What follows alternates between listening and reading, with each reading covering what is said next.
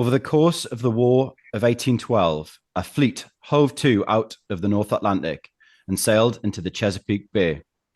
What followed was one of the greatest stories of the emancipation of enslaved people in North America in the first half of the 19th century.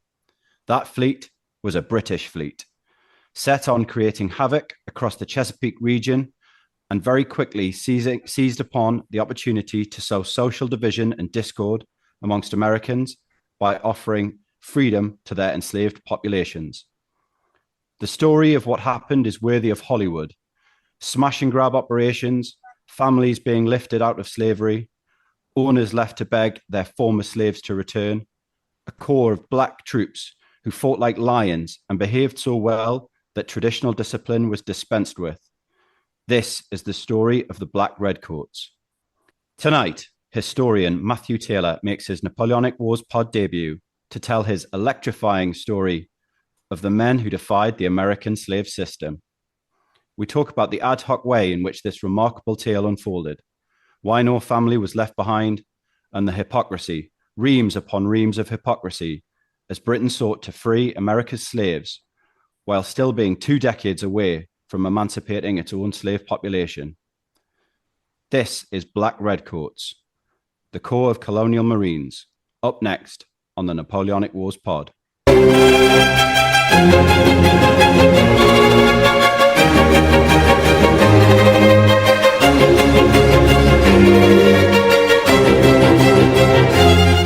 Hello and welcome back to the Napoleonic Wars pod, where hopefully you are not only enjoying the adjustment of having our esteemed quartermaster read the exciting introduction, the sexy intro as we term it on this show, but hopefully you have looked at this episode and thought, finally, Zach, by God, finally. I have been very excited about the work of Matthew Taylor ever since I met him, frankly, quite some time ago. I forget when exactly it was, but I believe it was just before the first State of the Union episode when I came back and sat down with Luke Reynolds and said, this guy, Matt Taylor, oh my God, the rest of us can just go home because we've got no hope in the world of popular history when a guy with that level of passion walks into the room. We are talking about the Black Redcoats, the Corps of Colonial Marines. Matt Taylor is joining us, the civil servant and historian who's worked in the British House of Lords for over a decade and is author of Black Redcoats, the Corps of Colonial Marines, 1814 to 16, published by Pen and Sword. Matt, I am so sorry, first of all, that it has taken this long to get you on the show because I threatened this episode literally like 6-8 months ago. How are you doing, mate? It's good to see you again. Oh, thank you. Yeah, I'm very excited to be here. I'm glad I was not forgotten. I will say, but no, I'm doing very well. Thank you. I think people would be hard pushed to forget you, if I'm being really honest, because one of the things that was most striking, one of the things I most enjoyed about your presentation, which was a Waterloo Association event, was the passion, the visible emotion when you're talking through some of these stories and it strikes a chord with you on a human level. And when you've got somebody who gets the history like that and who obviously takes the time to stop and reflect and feel it, that is an electrifying and such a rare thing to see. All too often, history kind of becomes a set of facts and things that we talk about, and there's a sort of a level of dispassion, possibly born out of continued exposure to it. With you, that doesn't happen. Like, you are very obviously somebody who takes the time to think about those emotions and to feel the history, and I think that's a beautiful thing. Oh, thank you. Very kind. It is true. All the areas of history that I've worked on, this being my first majorly published one, I am lucky. I think that I can kind of turn it on and off. I can get dispassionate when I'm in the sources and working away, but when I'm telling the tale, I'm lucky in that I can just seemingly turn back on the empathy. I think it's many years ago. I read a book about how to be a good sociologist, and one of the lines in that book, of all things, was okay, you're a miner in Siberia in 1935. How does that feel? And in order to fully grasp the history, you have to grasp that as well, and that's kind of hung on with me in pretty much everything I've done. How would it feel to be that person? I'm a big believer in the idea that but I think there's a bit of a wonkish line in the afterword of my book about how when you've got a historical situation, we've all got the capacity to fill that with like the fullness of our human empathy. And that's why I try to do. God, I gotta sound so up myself, don't I? But, No, I love that, Matt. I mean, that's exactly what I try and do with my living history. To really step into people's shoes and to feel that story. I think it's so important and adds so much color to historical narratives of many different natures. it also, I think, particularly dealing with kind of like difficult history, like this in the history of slavery, it allows you to contextualize individual behaviors, which can sometimes seem baffling. Like we are very often you in slavery get into arguments about why were people seemingly so why were they so obedient, so to speak. And you think again, when we look back historically, we tend to look at it in terms of mass and systemics, but every single person is an individual. Every single person's worried about waking up the next day. And when you look at situations in that context, you feel the correctness of the individual choices people have made, even if in a wider systemic wise, you're surviving under the system rather than fighting it. It's like, yeah, but I mean, fighting takes effort and is very risky on a day-to-day basis. When you've got family, when you've got kids, you've got to make these calls. Yeah, I Well, mean, we're both, well, in fact, everybody on this show is very much a fan of this idea of putting the humanity back into the human experience of history. I mean, you ask what would it felt like to be a miner in Siberia, and the first thing that sprung to mind, rather facetiously, is bloody cold. If we're being honest, there's my erudite thought for the evening, folks. But I want to stay with exactly that kind of thing, not the cold, but like the lived experience in terms of thinking about life for enslaved Americans in the Chesapeake Bay region at the outset of the War of 1812, because slave experience was not universal. And I mean that in many senses. I mean that across the USA, across different types of labor that enslaved peoples are being forced to engage in, but also across different slave owners. Not all of these slave owners are the same in terms of their approach to their slaves. So talk us through those complexities. Okay, well, I mean, in the Chesapeake Bay, the main states we're thinking about are Maryland and Virginia. Yeah, they're long established, formerly British colonies, now part of the independent United States. They're long established slave cultures, about 200 years old each. So slavery as an economic system is deeply enmeshed in day-to-day life. Generally by this time, because we're roughly 2 centuries in, really, there's an image which is like a pastoral idol image of benevolent owners, hard working but fair overseers, and contented enslaved people. That pastoral idol is a near complete fabrication in every sense of the word. All control of enslaved people is ultimately enforced by fear and a continuous application of terror in the psychological political sense, not day to day being terrorized, but the awareness that at any moment it could happen, and the only way to avoid it is to try and live within the rules as set by the master class. But this is further. There's an interesting middle ground here because the overseer class, so not the masters, not the owners, but the overseers, the men primarily who drive slaves and organize their day-to-day work. those people are in a very interesting middle ground right now, because once upon a time, being a slave overseer was seen as almost a respectable profession that you could go into and learn how to be a good overseer, and it was quite, oh well, if you're a good overseer, you're a valuable manager. But as the pastoral idol image and the benevolent master image is developed, the overseers, who are largely speaking your lower class white people, they will probably always were brutal, but in the imagery of the slave society, they now become brutes. So the master class gets to offload all responsibility for the horrors of slavery onto the middle management. Management. There's a very good book by I think it's Tristan Stubbs, who bizarrely enough works where I work now, who wrote a great book about this development.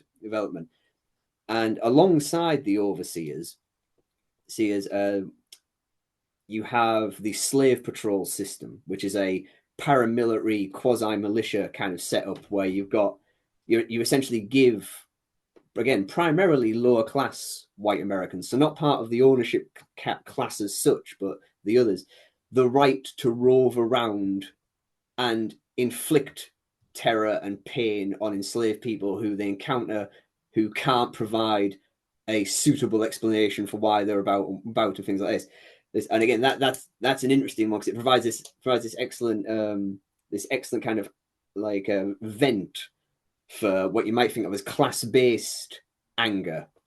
You might imagine that the non-slave owning white population might realize, they're priced out of the market by goods that are produced for nothing, if you see what I mean. But instead, they, as a group, backed up by peer pressure and the tacit approval of the upper class, can just occasionally do exemplary violence on the enslaved people.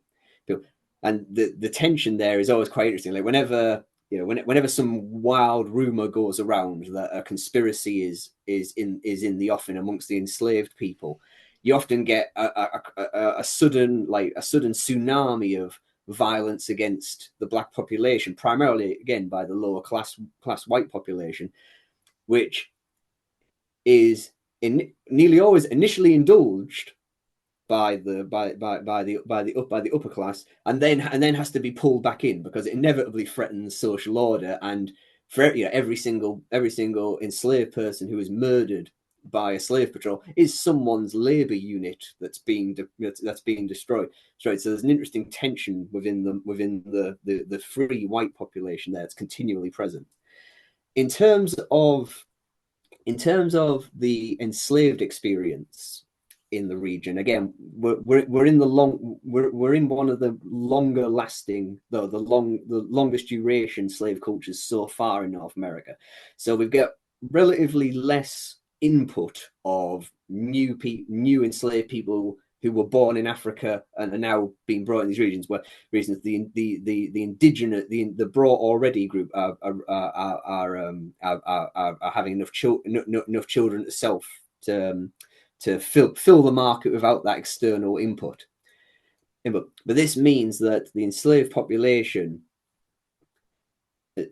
have a very well established understanding of their position within the social order, and this means, for example that what you might call certain depravities of slavery are just completely normalized.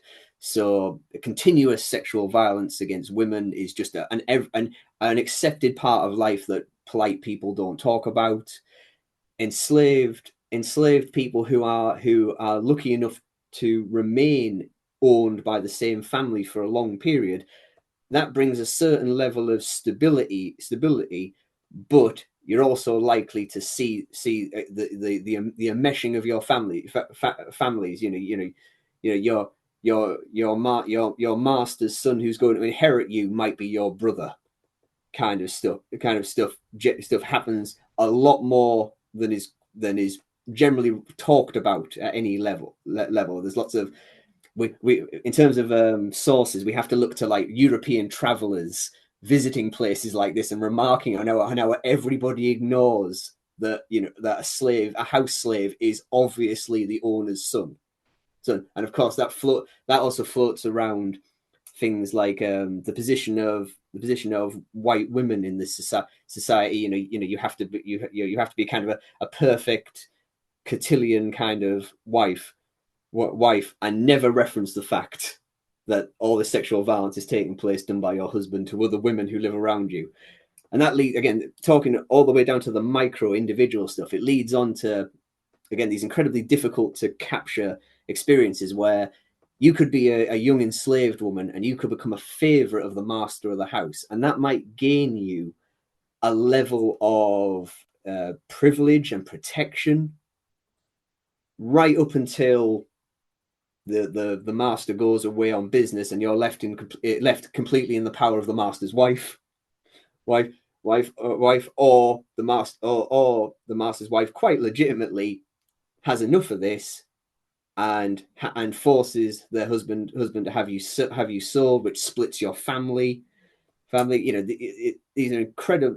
These kind of day-to-day depravities happen every day, and it's all hidden under this pastoral idol, which and all this kind of depravity is nearly always trumped by economic consideration. Very few owners ever think twice about splitting up enslaved families if they've got bills to pay, if you see what I mean.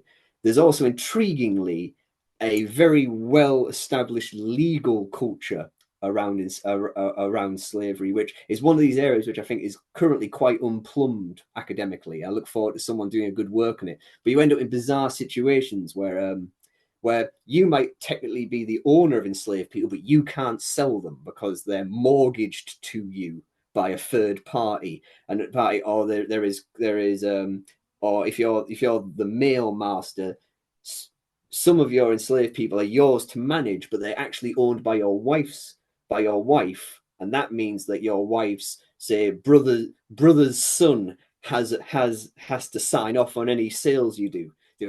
And the overall picture of that, I feel, looking back on it from our 21st century perspective, is all this legal structure was designed to tighten the grip of slavery on everybody. So if you woke up one day as part of the masterclass and you thought to yourself, I've had enough of this, I want out of this game, I'm just going to sell everybody or free everybody even, there was actually incredibly large numbers of legal hurdles to try and prevent you from doing that. So the masterclass itself is trapped within the system. What's the word? For the enslaved people, all this adds up to, it's ultimately a completely precarious life. You could have years of relative stability, but it's all completely dependent on the health of the family that own you, the relative levels of sadism in the overseers or the owners, or the wider economic situation of the state around you. You have a bad harvest one year, it's not worth maintaining this population of slaves because you're not going to recoup it. So any contentment that was witnessed by the masterclass amongst the slave population was ultimately a fearful acquiescence, and the masterclass themselves were never unaware of this. Like Virginia and Maryland and places like that, they're continually, over and over again, riven by imagined resistance, by an enslaved person who just had enough that day talked back to somebody. And it can't just be that someone cracked, it has to be that he feels confident to do that because there's a vast conspiracy involving all the enslaved people in the area, and then we need some exemplary lynching and horrible massacre just to hammer control back again. And again, a lot of the time, this stuff was imagined, and you do occasionally get situations like where I mentioned earlier, where kind of more distant white authorities kind of have to swoop in and say, pack it in, because you're clearly just engaging in an orgy of violence to no end, if you see what I mean. And of course, as I said, this kind of precarious, the line I use when referring to the society as a whole is it's a precarious security society. You're continually attempting to maintain security by terror, but you never truly know if you've inflicted enough terror to maintain security. And at the end of the day, if you were a slave owner, it's the people who cook your food and look after your kids are the people you're trying to terrorize into acquiescence. There's the opportunities of resistance are obvious, and it's a great observation of American history in particular, but also the British Caribbean slave colonies. Resistance was large scale mass resistance was never really reared its head in this kind of apocalyptic way, which is testament to the sheer continuous terror that must have been put onto the enslaved at all times. And I suppose the final thing about the life of enslaved people is there is awareness that you can be free. There is a small free black population in these states, largely in the urban centers. There is occasionally again, the legal complexities are quite a thing, but there is occasional opportunities where someone could buy themselves out of slavery or buy their family out of slavery. If they've become free, they could work and buy their own, and that creates that means that the enslaved person on the street, so to speak, was never unaware that this situation wasn't the be all and end all. If you see what I mean, there was the concept of freedom was in sight. It was just how do you get to it, and there was so many hurdles. I just quickly want to indulge myself with a very, very quick follow up on something that you said about the enslaved population. Now, at this point, you mentioned that they are. I mean, I'm sort of paraphrasing, but third, fourth, maybe even fifth generation enslaved people. And do these, at this time in the period that we're talking about, is there any level of national identity? Or is that something that's perhaps restricted by, the white classes, I don't know, to perhaps dehumanize or even to sort of distance themselves from the slave classes? That is a very good one. There is an enslaved cultural identity, largely rotating around skin color. We are black, they are white. This conception of what American blackness it involves lots of things that are quite hidden to us even now because they weren't recorded. There's clearly a surviving culture of oral storytelling which carries the seeds of century old African belief systems forward. Political and historical events in the United States it's become mythologized in intriguing ways and are told amongst the black population. That they don't necessarily regard themselves as Americans, and that is indeed one of these things that was denied to them. Again, I was talked about legal complexities. After the War of 1812, you had a very interesting series of debates in American political circles about is it possible for an enslaved person to be a traitor? Because that in order to be a traitor, you have to have some kind of buy-in to the state you're betraying, which implies a level of social and political rights which can't be allowed. So you've got to roll back from that immediately. You also get, again, the culture has resistance in it. The archetype of the indolent and lazy black person is ultimately a racist reframing of the kind of quiet, non-violent resistance you do when you have no choice about how you work and who you work for. When someone tells you to work hard in a field all day, you do it as slow as humanly possible. You take a break every 15 minutes because you're really sweaty. So, there's no benefit to working hard. So why work hard? That kind of behavior rapidly spreads. And again, the overseer class and the overseer class, they're very much rated on their ability to overcome this kind of quiet resistance. But there is also again, it's one of those things that it's hard to spot historically because it happened outside of recorded history in a very real sense.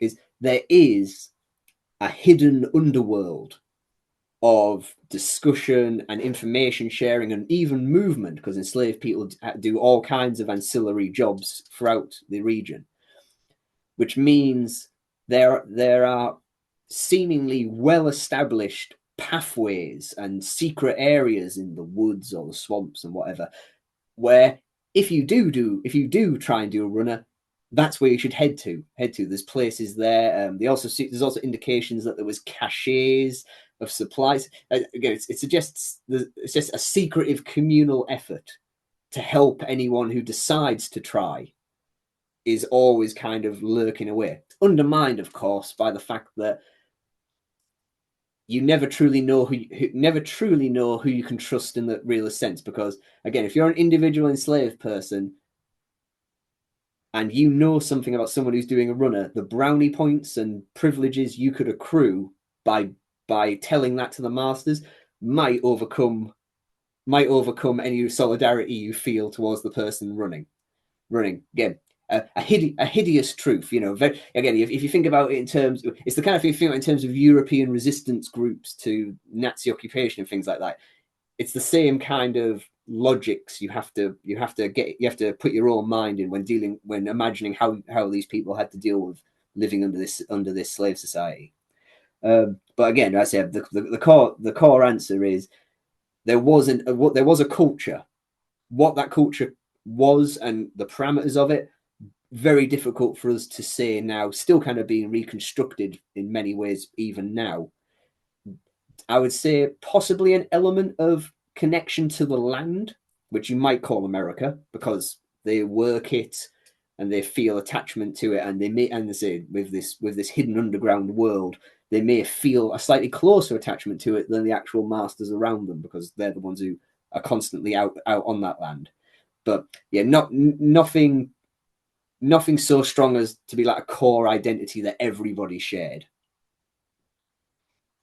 I mean, so many fascinating points arising from this already, not least sort of an earlier version of racial profiling at play there in what you're saying about, well, these guys don't work hard, guys and girls, we should say. And, therefore it's a trait of that type of person and that ethnicity that these people are just lazy. And no, mate, you've just completely misread the power dynamic here and not understood. They're actually and I love subtle versions of resistance and quiet resistance like that.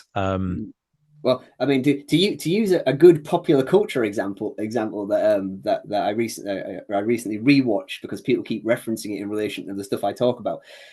Samuel Jackson's character in Django Unchained, who is the functional manager of a plantation, but publicly is a screeching minstrel figure. That's how that individual character is chosen to survive in that society. We'll never know how many brilliant minds were lurking behind indolent, quiet, enslaved faces. And as you see what I mean. Completely. Also, I'm fascinated by this idea that, and I completely understand the motivation behind this idea that if you have information that is going to be detrimental to a fellow slave who has escaped, you may well feel inclined to impart that information. But at the same time, it strikes me as a very dangerous game, because if your fellow slaves identify you as fundamentally a grass, to use a modern parlance, that's going to come with all kinds of implications in terms of, you might have the trust of the particular overseer or maybe even the master, but the people who you live and sleep alongside day by day are going to have a very different view of you. Exactly. Very prison rules is the very much the nature of it. I mean, another element of this is you can feel the development of this split in it still exists it still exists in particularly in African American culture in the modern United States. The distinction between house slave and field slave, the idea that the house slave, that privileged position, must have come at some cost which was detrimental to the field slave, and you very often see the use of that kind of language in intra African American debate, like about acquiescence with white power structures, if you want to see them that way, if you see what I mean. So this stuff resonates down. I mean, another aspect of this, again, which I'll keep coming back to, because I very much feel that it's one of these areas which, kind of out of a perfectly understandable squeamishness, people dodge a lot, which is the ever presence of sexual violence, and the long term effects of that a lighter skinned person is almost certainly at this time the product of sexual violence. But by being the product of sexual violence, it implies a connection between the master and the person who is assaulted, which other people might see as a privileged connection, which got them benefits, and it creates these distinct like all these kind of distinguishing kind of profiling options. It has grains of truth. It has massive misapprehensions in it, and it has, but these nonetheless have real concrete effects going forward. One of the things that we promised in the intro that, I'm not inclined to shy away from, and I know Liam is very much on the same page in terms of sort of highlighting the way in which people sort of say one thing and then do another across history. We're in the United States. This is a land supposedly founded upon principles of all men being created equal. Note all men, for a starting point there. But it transpires, of course, in the fledgling United States that some, to use an Orwellian term, are perhaps more equal than others. So at grassroots level among enslaved peoples, but also at sort of political and ideological levels among the white population, how much conversation is there? How much pushback, how much resistance is there to this idea? And how much discussion is going on about this, particularly when you consider that on the other side of the Atlantic, Britain is sort of vaguely waking up to this idea that actually maybe we want to reframe how we think about this. And France. I can drop you two great jingoistic British history facts, which I always use in this argument. The first is that a free black man voted in a British general election before the United States existed. We know that because it wasn't a secret vote. The bloke, he owned a shop in Westminster, had to fill in a form saying this is the way I'm voting. So we've got that, and of course we had the Somerset legal decision, which made Britain, or the island of Great Britain, functionally slave free and free. It was a much more tightly constructed political legal argument than that, but that was grasped by abolitionists to say, actually, Britain is a land of primordial liberty, so slavery can't exist here. Which allowed us, of course, to offshore and out of mind it to our Caribbean colonies, and then allowed us to declare that like in the same way that the upper class white Americans declared the overseer class to be the brutes of slavery. In British history, we got to declare all the white Caribbean colonists as a depraved, not really British type of person because they have slaves. But back here at the home island, we're just breathing free air every minute of the day. Yeah, Britain does love that, as you say. It's sort of a jingoistic trope that, of course, sometimes gets seized upon and is spun as a reality. But I mean, already we're looking at reams of hypocrisy there. I'm also very conscious of the French example here, very complex in terms of suddenly we see a declaration of the emancipation of enslaved peoples, and then back in France they kind of go, oh well, hang on a minute, I'm not sure we quite meant to go that far with it. Let's not get carried away now. And of course, the genie's out of the bottle, and then we see everything that goes on in modern day Haiti, and it's a horrendous story in its own right that we will cover properly in due course on this show. So there's a lot going on in terms of these discussions, but back in the USA, what kind of discussions are happening there, and what impact is that having on the general dynamic? Well, the debate about the existence and the appropriateness of slavery in this new republic, that was central to the debate around American independence in the run up to the Declaration of Independence, throughout the Revolutionary War, and in the aftermath. It's one of those things which, in the interests of selling a coherent national narrative, that aspect of the debate very heavily has been kind of edited out of common recollection, but it's there from day one. There have, it's like in the Declaration of Independence, one of the crimes that George III has done, according to the list of crimes he has done, is incited uprisings against us, which is separate from inciting Native Americans. It means because at that point in the American War of Independence, British officers had already started offering enslaved Americans freedom to fight for the crown. So Jefferson wrote, amongst he's the king. On top of everything else, the king is also inciting our slaves to fight against us.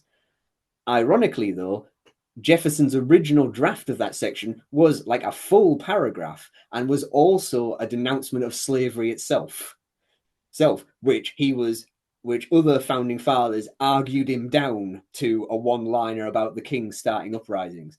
So that's a whole thing. I really recommend anyone listening look up, because it's the inhumanity of the king in starting an uprising is a further outgrowth of the inhumanity of slavery itself, is the argument Jefferson makes in that.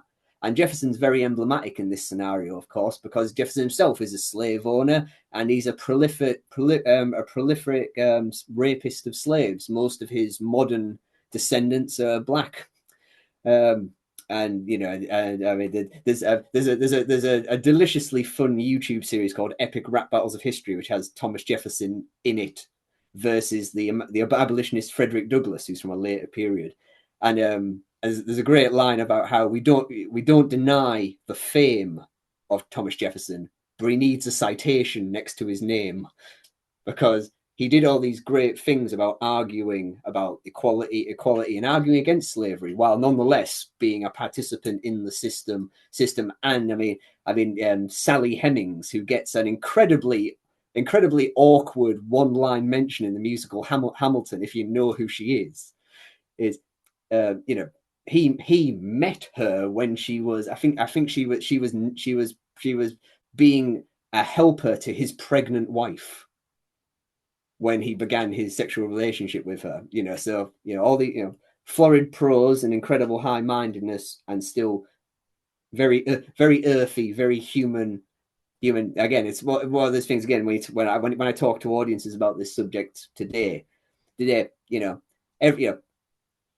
if you're a heterosexual man and you have sexual access to any number of women who can't say no, and no one's going to talk about it, the temptation to depravity is so huge that even if you go back to your office and think big meaningful thoughts, I think Steve Ditko of South African anti-apartheid guy wrote a really great thing about how this kind of enforced division and superiority it depraves the people you call superior as well, because it denies it releases you from having common humanity, because I'm in charge and I get to do what I want. So anyway, sorry, this is my problem. I go off on one quite hard.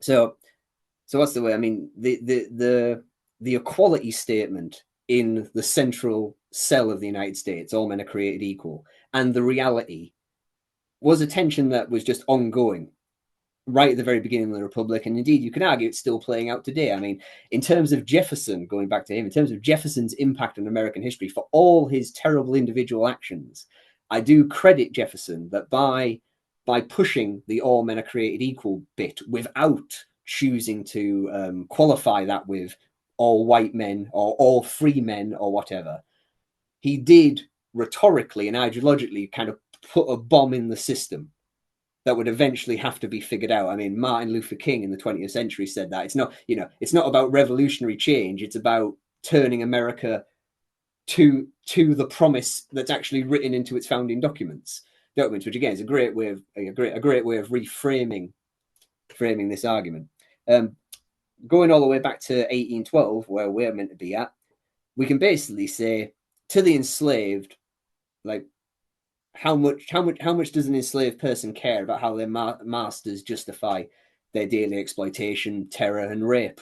Does the disconnect matter? On a day-to-day basis, probably not. There was amongst those who were just naturally more intelligent and those who had schooling, this hypocrisy was probably harder for the revelation of how utterly ubiquitous this hypocrisy was. Made worse, of course, by, in some parts of the United States, there are non-slave states that have got rid of slavery both before America became independent and in the years afterwards. There's an interesting kind of slightly incendiary point here, where you can point out that in the early days of the American Republic, the federal government as it was nearly always dominated by the slave-owning South, because those states were generally speaking the longer, more established ones, and they had more well dug in political connections to the new republic systems. And during that period, things like the Fugitive Slave Act and things like that would mean that if you lived in a state which didn't have slavery, you were required by law to acquiesce and help people capturing slaves in your free state if they'd fled from a slave state, which is a great, how is that for states' rights kind of argument, if you know what I mean. Whichever political ideological perspective is in control in Washington uses the federal power to the full, and the other side complains about it until they're in charge. I mean, in terms of moving from the enslaved to the free black population, again, I think the central friction of all men are created equal, but I clearly am not equal because of all these limits. That was very much a core motivator to their attempts to create their own spaces in the American experience. I mean, later on, two or so decades later, Frederick Douglass, who I've mentioned once already, he made a great observation that to some extent he wished he lived in Russia, because in Russia the despotism is recognized as despotism, which that's easier than living under a hypocrisy. What's the word? I would also say that ideologically, amongst the white population in the slave states, this hypocrisy didn't really bother them, because they were always comfortable with the idea that the equality of all men was white men, and I would even go so far as to say, because they had quite a stratified social structure, very much mirroring that of Great Britain. They hadn't developed that far away from our cultural basis yet. Within that, they also understood that equality of all men meant white men within a still quite rigid social hierarchy, and it's very clear that the landowning aristocratic class are at the top. And I mean, again, speaking in a kind of more meta way, the idea of a multiracial democracy, a multiracial, multicultural republic structure hadn't yet really landed as a thing that people thought was even possible. One of the arguments the founding fathers had was, if we get rid of slavery, there's X million slaves in the colonies. We're going to have to move them all to their own state.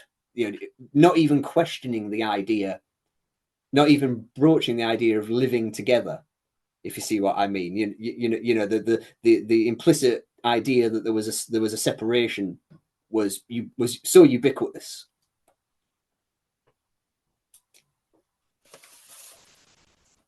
There is a prolonged silence on this podcast, which for the first time ever is nothing to do with the need to insert an edit. It's because both myself and Liam are sitting back. We've been urged not to swear on this show, but I'm trying to find a way of expressing myself in this moment that doesn't involve strong expletives in reaction to that. That's Liam is still shaking his head in disbelief. I think we're going to need a moment just to process that. Liam, did you have follow-ups? It's hard to follow that. I don't know why I didn't know of this already. I feel like I should have done, but it's just I am speechless, which, as everybody on this podcast knows, does not happen to me. I can usually find ways of using up the oxygen in the room. I can give a lighter moment. I highly recommend, if you've never seen it, everyone who listens to this, particularly not Americans, because lots of Americans have been exposed to this, should go and see the film version of the musical 1776, which is a musical about the founding of the United States, which was made in the 1970s in the run-up to the bicentennial. And because it was made in the 1970s, it's very heavily infused with kind of the new left view of American history. So it includes an incredible, mind-bendingly good song called Molasses to Rum, which is where the Southern American delegates to the Independence Convention, having been challenged on the fact they have slaves, they then sing an excellent song about how we run the slaves, but New England takes the produce, and New England and the sailors of New England from Boston and Massachusetts and so on, they transport the slaves. So we're all implicated in this. The good New England men go to Africa to stuff them in the ships and leave behind Bibles. And then they come back to America and say that Virginians are inhumane, but we didn't stuff them in the ships. Yeah, and it's one of these bizarre things. It's such a light and at times genuinely quite funny musical. It's a brilliant distillation of all this in one go. It also has a great song about what's his name, Henry Lee, the ancestor of Robert E. Lee, who was a big deal in the Independence Convention, which is very funny and involves a stunt horse. So go see it. I am genuinely taken aback with some of the I mean, not only the knowledge, but again, I think we touched on it earlier, the passion that you have for this subject. But I think we talked about stepping into history in our own shoes, as it were, or trying to put history's shoes on our own feet. I can't even get my words out, similar to Zach. I think but I just can't get my modern head around how incredibly cruel this society is. It truly is mind-boggling. I mean, the fact that they were talking about I'm sure there is a plethora of reasons why why the whole the emancipation of enslaved peoples wasn't on the table during the Declaration of Independence, but because we have nowhere to put them, we'll have to create because we can't. It's just it is absolutely mind-boggling to me, the level of just inhumanity. In some respects, apologies to start to turn this into a discussion rather than an interview, but once you start to realize that these are the kinds of conversations that people are having, suddenly Andrew Jackson's Trail of Tears feels much more almost precedented in terms of thought process. Even if people have sort of balked at the idea of actual implementation up until now. This is not to suddenly suggest that I think Andrew Jackson is worth anything other than a string of expletives, quite frankly. My views on Jackson are quite well established on this show. Fun fact. Next year, I'm doing this talk to the Andrew Jackson Hermitage Museum Book Club. So I'm going to be telling a story of how he's the worst man ever to the Andrew Jackson fan club. Are they aware of quite what they've got incoming? Because I applaud you, but Like, they wrote a pretty good a pretty good write up about what my book's about. So I assume yes. Right. Well, I'm going to bring us back on track and get us moving again back to our questions. The sexy intro alluded to this: the British fleet. The British have rocked up, and that really obviously starts to throw the cat amongst the pigeons with everything that's going on. How does the arrival of the British, how does this situation develop? Because the British don't immediately set out to start, one of the biggest slave rebellions and emancipations in US history. That's not necessarily their goal, but it almost develops into that. Yeah, indeed. I mean, there's a central point there, a very central point indeed, which is when British forces sailed into the Chesapeake in late 1813, and that was broadly speaking our counterattack after the Americans attacked Canada. We needed to find a way to hit back, so let's hit them in the center of their social and political and economic power to basically show them they're up against a world power. What a mistake you've made.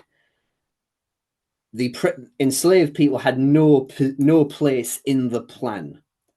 What happened was that when the British fleet arrived in the Chesapeake Bay, the British military had created an opportunity for enslaved people to escape in much more likely circumstances of success, much more likely of success circumstances.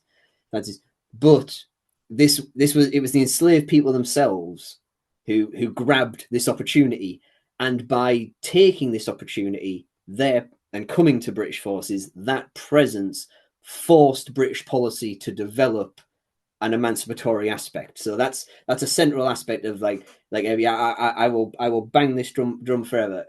We've got to avoid falling into the trap of benevolent Brits come along and free people.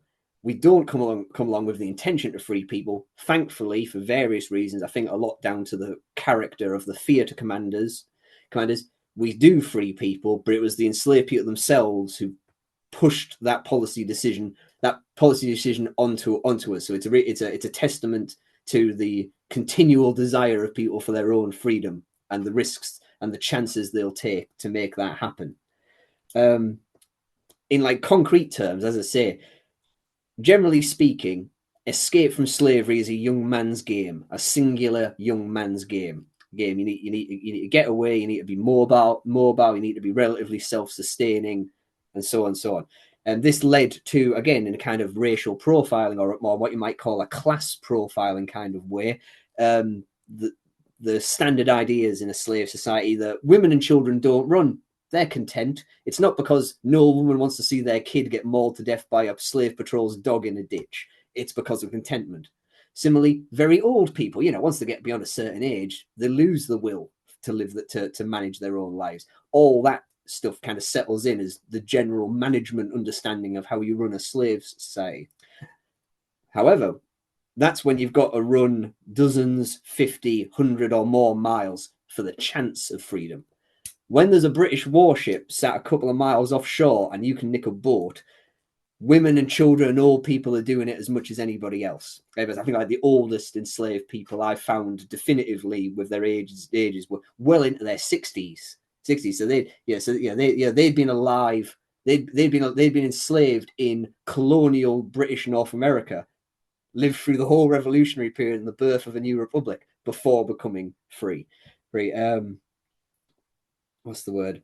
You could argue that the initial escapees who came at British forces were, in a way, throwing themselves upon our mercy, but there was a pre-existing, again, talking about kind of the African-American underground culture, there was a pre-existing kind of awareness that something was slightly different about the Brits.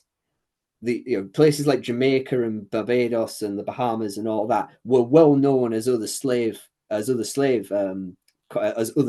societies. Some enslaved people might have even been there first. Might have been brought across to the British Caribbean and then sold into the American market. So amongst the enslaved people, there isn't an unawareness of British slavery.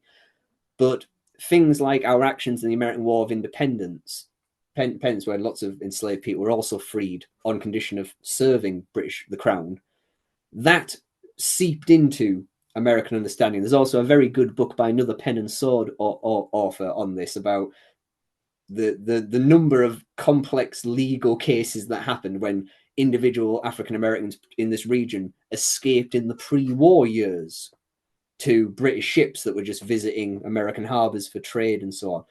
So there was probably an awareness among some enslaved people that their odds of freedom were bigger with British forces than anyone else. And even then, I mean, even if you didn't have that awareness, you've got to wonder about, particularly if you're a young man or a new mother or something like that, the possibility of an uncertain free future is probably way more appealing than the known horror. So when the opportunity is in front of you, why not go for it?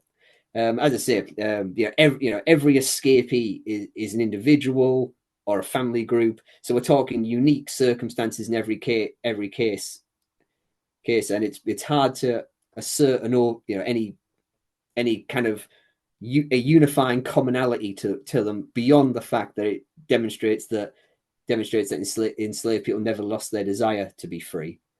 The British arrival, and this is a kind of core argument in my book, is the British arrival undermines the central paradigm of the precarious security society of a slave society. So the classic line in a slave society is that if one enslaved person, in this context we can say one black person, if one black person raises their fist to one white person, every white person hits the black person. That's the judgment call you as a black person who's had enough of this has to make in the moment about whether that's the risk you want to play. When there is a third party, a British fleet, who are intrinsically hostile to the people holding you down, the ability of the master class to manage this terror is instantly diluted. And when British forces began landing operations and things like that, it becomes very obvious that the societal control is falling apart really quick. I mean, I found one genuinely funny description, which was so obviously nonsense, where a white man was escorting an enslaved person deeper inland, so there was less risk this guy would be taken away or run away.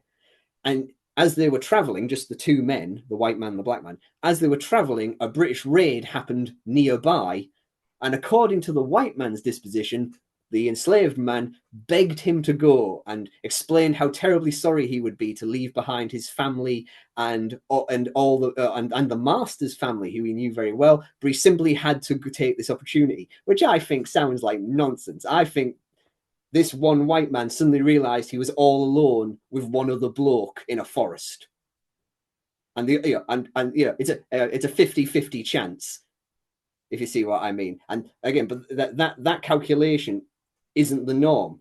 You could be one white man and one black man in the middle of a forest. If the black man kills the white man, all the white men are coming after the black man. That's the calculation of day-to-day peacetime life. But with a third party military force kicking around, suddenly you're just two blokes in the forest. It is remarkable how this creates a series of opportunities for enslaved folks. But we said we were going to put hypocrisy front and center of this episode. Oh, yeah. With an eye on the time, we might actually put hypocrisy front and center of both episodes. There is going to be a part 2, folks. Like, it has to happen. Like, for context, we're on question 3. And we're an hour in, and we make zero apologies for that fact.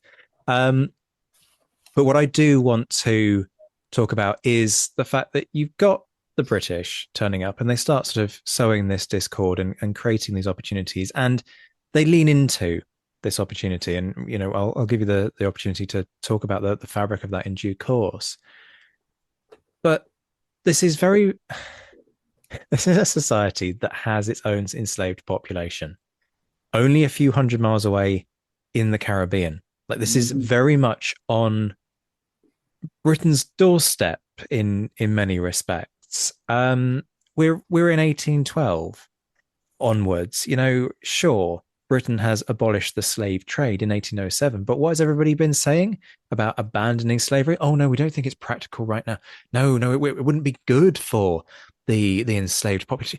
What would these people do if we liberated that? No, we definitely can't do this. What I'm saying is that ending slavery as an institution across the British Empire is 2 decades away. That is a bloody long time. So there's a very delicate line to be trodden here in terms of, hey, look, we're being amazing and we're going to America and we're emancipating these enslaved people. Isn't Britain wonderful, but not so wonderful that we're going to emancipate people within the empire? So, how much awareness is there about the fact that this idea could spread and news could get back to Jamaica, for example, and then as British colonialists at the time might have construed it, that the situation might get out of hand and instigate uprisings among Britain's own slave populations. So, are there concerns about that? Are there efforts to sort of keep this quiet?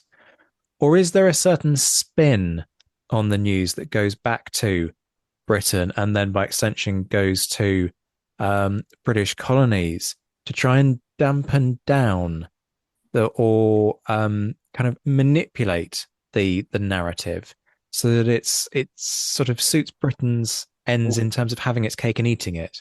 Oh, I have I'm going to take you through a couple of points, but I've got a big macro kind of thing for this. So the first important point on the hypocrisy point is British Caribbean slavery was almost certainly worse than American slavery. I think my usual go-to is, while you've got this kind of pastoral idol image, which is nonsense, but not nonsense in the United States. In the British slave colonies, it's full gulag kind of setup. Like part of the reason the slave trade was abolished, or the reason abolitionists pushed for the end of the slave trade before slavery itself in the British Empire, was they thought, rightly, that if the slave trade was stopped, Jamaican slave owners and Barbadians couldn't kill slaves at the rate they were doing because there wasn't going to be replacement labor brought in. So conditions for people who are enslaved would have to improve to allow them to start families and have a reasonable chance of growing up, because there isn't going to be an incoming fresh set of young men every couple of weeks on boats. But so that's quite important. I mean, again, it's one of those things where you talk about, when we talk about the tactics of political movements throughout history, there's all these nearly always, particularly in British history, there's nearly always these half measures, and people look back and go, why didn't they just go for it full on? But in a tactical political sense, you can see the logic behind it. If we get rid of the slave trade, the horrors of slavery for people who are enslaved right now will immediately lessen, and that's an easier target than slavery itself. But we'll get there, if you see what I mean. And another point is, when some freed African Americans were brought to Bermuda before onward transit to, particularly to Nova Scotia, the Bermudan authorities, the Bermudan colonial authorities, didn't let those people enter the general population. They were confined on Island, which was like a Royal Navy dockyard island off the coast of Bermuda, so that these free Black Americans wouldn't come into the delicate balance between free white, free Black, and enslaved Black populations of Bermuda. So on that island, on that management level, there was an awareness that this could lead to the social unrest in the same way, of the same type we were causing to these American states. But in terms of how we justify it, politically speaking, and this is going to get quite macro. Britain is a quasi-democracy at best, and the empire is very much an aristocratic domain. that means that we're not talking about like a public relations campaign against the wider population at all. Really, we're talking about, are things acceptable to the relatively small ruling class of the British Empire, which is, a couple of dozen families almost, who are still, broadly speaking, in charge of everything. And it's similar to the American founding fathers. They don't seem to really feel this hypocrisy. The Earl Bathurst, who's one, he's the one who initially authorizes theatre commanders in the Chesapeake to offer escapees from slavery freedom with support. So not just we'll give them freedom and we'll dump them somewhere, but he explicitly commits the British state to the support of these free people. But simultaneously, he also warns theatre commanders not to kick off an actual full-scale slave rebellion beyond the control of British leaders. Leaders, again, out of the racially charged assumption that it would rapidly become an indiscriminate massacre, as Haiti was commonly depicted as this kind of seemingly doublethink, to use another Orwellian reference. I think comes down to the fact that within Britain in this period, there's an awareness that there's an aristocratic class on top. There's the monarchy and the rulership caste, which is an outgrowth of the medieval and Civil War era rulership castes that are quite heavily bedded in. And the freedom of the labouring classes of the British Empire, of any ethnicity, is a partial freedom. It's not the implied total freedom of a republic. One of my favourite references, which pops up every now and again when Brits are comparing Britain to Napoleonic France particularly, is this is Britain, the land of rational liberty. Rational liberty allows aristocracy and monarchy and a structured societal system where we're all we've all got our liberties and our freedoms, but again, a liberty is not the same as freedom. Freedom is complete freedom of action. Liberties are allowances given by a system, if you see what I mean. And so you can give freedom to an ethnic group which you hold in slavery elsewhere, because there isn't an implied connection between them. In the same, again, to use a very trite example, in the same way that in even in today is that whole thing about, if you want to be a free man of London, it gives you that right to take sheep across a bridge. You get an extra liberty, an extra set of rights, but it's just for you and just for that defined group. It's not defined by ethnicity or class or anything. It's given. So the aristocratic ruler class of the British Empire can say, this group of African-derived people, they can have freedom. This group are enslaved, and it doesn't shake the ideological foundations of their worldview in the slightest. It's like, and a good example of this is one of the theatre commanders who I credit with a great deal of humanity, but Admiral Cochrane. He's the guy who very much fires up the language of this attempt to bring African Americans out of slavery into our service. He himself is a slave owner. He's got 450 slaves on Trinidad at the same time. It doesn't shake their worldview in the slightest. And again, I mean, it sounds very kind of Marxist historian, but I believe it's because the ruler class of the British Empire, which is quite a well connected group of a long time aristocrats, almost entirely, they can give partial freedom to anybody because they'll never actually give the capacity for people to enter their realm. No one we give any given liberty to is ever going to become a duke. So we don't. We're not.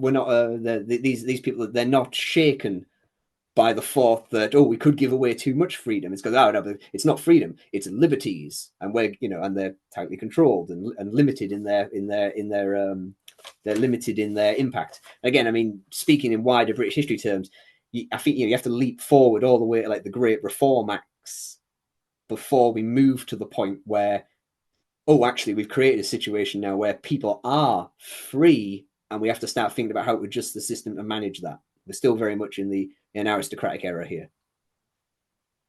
Is there any sense, though, that if news of this breaks, the slaves might just take things into their own hands, and that therefore this is something that the British government might do, but it's not really going to report particularly vocally, because all it might take is for a dispatch to end up in a newspaper, and then that newspaper ends up being proclaimed in a market square, and a few enslaved folks hear that being read, and suddenly they're sort of, that sets the cogs whirring in terms of, well, hang on a minute, these guys are freeing slaves in North America. That's not that far away. I've seen people come in from North America.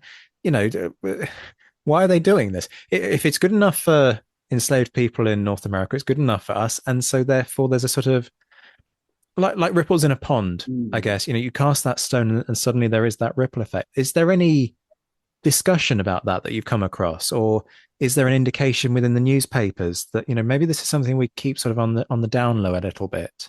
In my opinion, no. But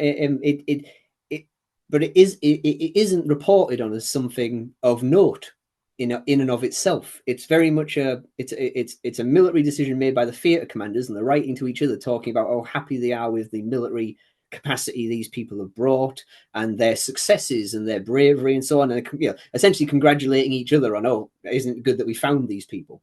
But that information doesn't spiral out in any meaningful way. Where it doesn't become a central part.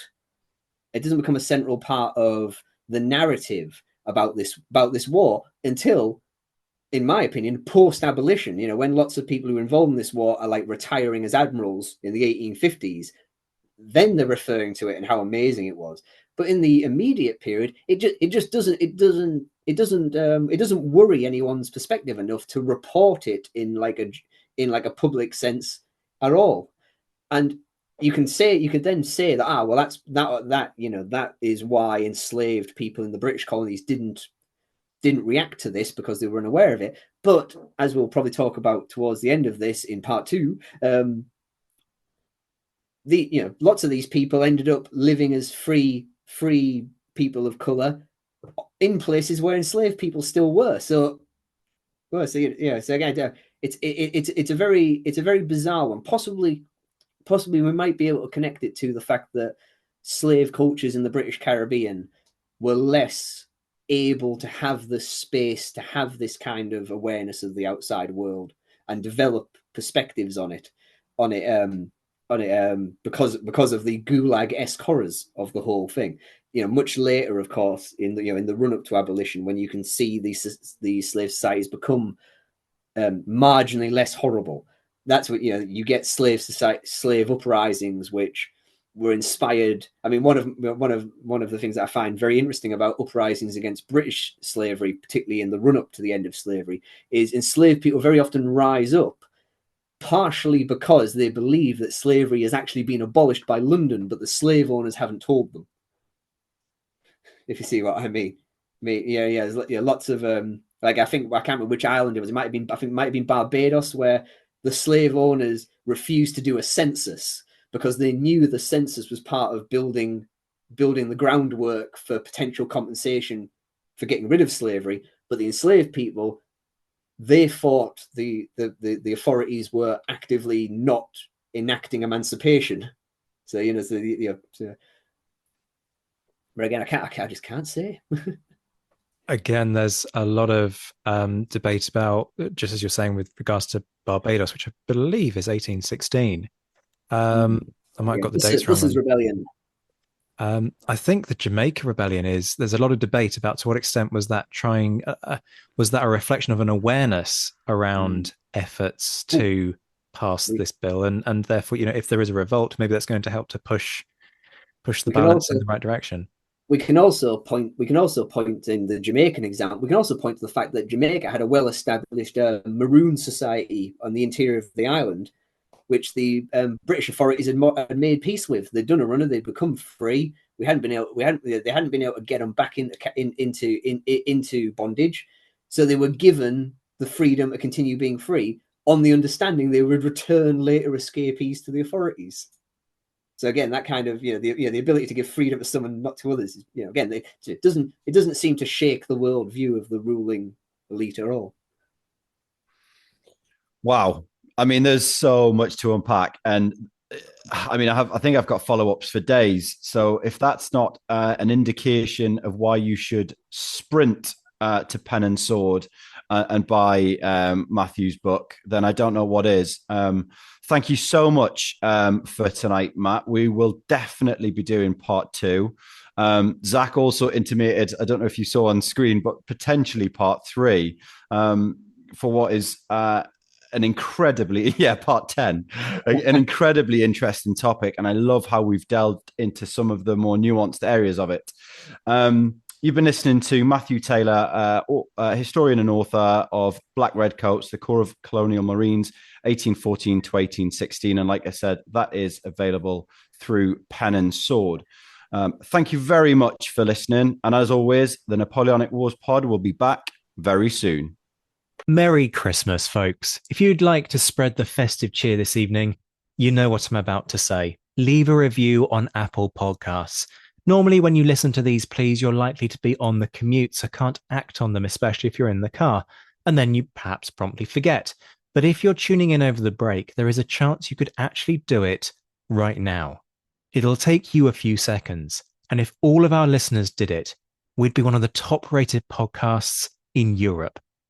If you've enjoyed the 80 episodes we've produced this year and the hundreds of hours of free entertainment we provide to you, this is your way of paying us back. Help us rebuild. Help us reach more people. Head to Apple Podcasts, leave a quick sentence and a 5-star score. I can't emphasize enough how much difference it makes to the algorithm. Looking for a present for the Napoleonicist in your life? We have a shop packed with Napoleonic Wars pod merch. Check out the link in the description. And did you know you can now gift people memberships to the Patreon perks we offer? So if you want to treat someone to our online course, exclusive Meet the Author sessions, socials, green room access to recordings, and exclusive episodes, head to patreon.com/NapWarsPod to find out more. Much love to all our Patreon supporters who are enjoying a rejuvenated and revitalized offering of perks on Patreon. As I say, head to patreon.com/the Napoleonic Wars pod to find out how you can join this buzzing community of like-minded Napoleonic nerds who are enjoying such a richer offering. Their support is empowering us to triple our output and keep you entertained with Napoleonic nerdery on a near daily basis. Prices start from just £2 a month, so if you can spare the cost of a cup of coffee each month to support us, it would mean a huge amount and might even fund some exciting documentary work.